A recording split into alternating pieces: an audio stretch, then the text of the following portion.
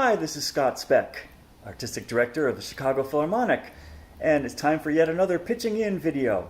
In a previous video, you saw me explain what an orchestral score is and also show you the instrument that we conductors have in order to lead it, the baton. I thought today I might show you a little bit of conducting technique so that if you want to, you could start a second career. And then I would let you know some of the Italian terminology that all musicians use and most composers use in notating music and understanding what is desired from the composer. So to start an orchestra, you think about it, it's very similar to starting a chorus. You have to give what we call an upbeat. An upbeat is nothing more than raising your arm in the air. And then a downbeat, drop the arm back down. Now, it really helps if the upbeat is accompanied by an inhaled breath, because if the conductor inhales, there's some kind of biological process that goes on inside everyone where they feel like they want to inhale too.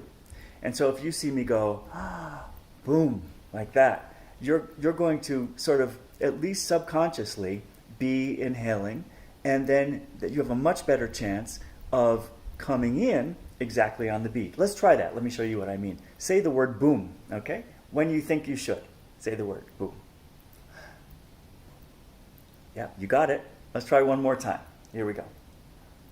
Boom. Now, once you give that upbeat, then it's incumbent on the conductor to show the speed, otherwise known as tempo, with which the music should go. You've given an upbeat, you've given a downbeat. When does the next beat come? Well, one of the tricks that conductors learn is that the upbeat should already be in the tempo of the piece of music. So if they give an upbeat very quickly, then you know that after you say the first boom, the next one has to come pretty soon. Try saying boom, boom. Let's see what happens. I think I heard you go boom, boom, right? Let's try a completely different tempo. I'll use a baton this time. Here we go. It's faster, right? And that's because the upbeat was faster. It gave you a signal that the tempo or speed of the music was going to be faster. Now that just gives you a certain idea of one of the techniques that a conductor has. Let me now tell you about some of the terminology that composers use to indicate tempo. They're all Italian words. Only one of them actually means fast, and only one of them means slow. But it's not necessarily the ones that you think. The word that means fast in Italian is presto. Presto. That usually is used for music that's extremely fast. The word that means slow is lento. Lento means slow.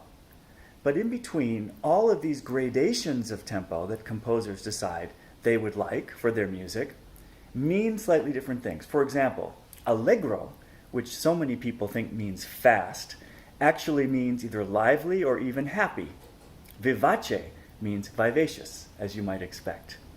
Andante means walking. It means nothing but walking. And so, of course, that would be whatever you would consider to be a walking tempo.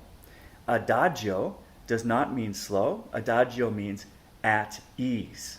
And largo means broadly. Now, for each of these, you can add an Italian suffix, either ino or etto, to indicate a little bit.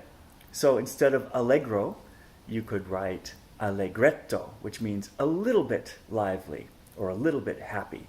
Instead of andante, you could write andantino, which means a little bit walking tempo, maybe a little bit faster than walking tempo, not quite as measured as that.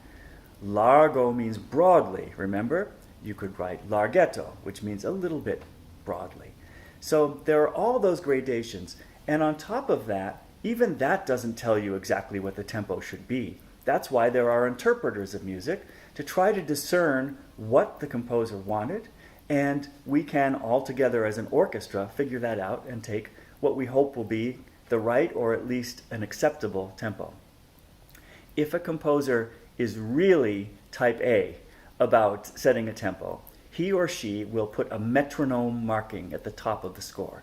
It'll say something like quarter note equals 66. What does that mean?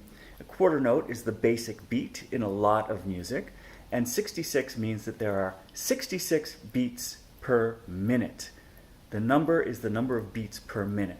So 60 would be 1 beat per second. Double that, you get 120, that's 2 beats per second, or 1 beat every half a second, and that's something like bum bum ba da da ba ba ba ba ba ba, the Stars and Stripes Forever, because almost all march music is in something like 120 beats per minute. So what conductors do, among many other things, is to almost try to memorize a basic template of what 120 feels like, what 60 feels like, what 80 feels like, something like this. And each of these tempos then becomes ingrained almost into the body, so that when it's incumbent on the conductor to conduct in a particular tempo, they got a good shot at it. So that's an idea about tempos, both the Italian designations and also the metronome markings. In another video, I'll tell you about dynamics, which are a whole nother world. Meanwhile, have a great week, everybody. I hope you stay safe. Looking forward to seeing you soon and talking to you probably sooner. Take care.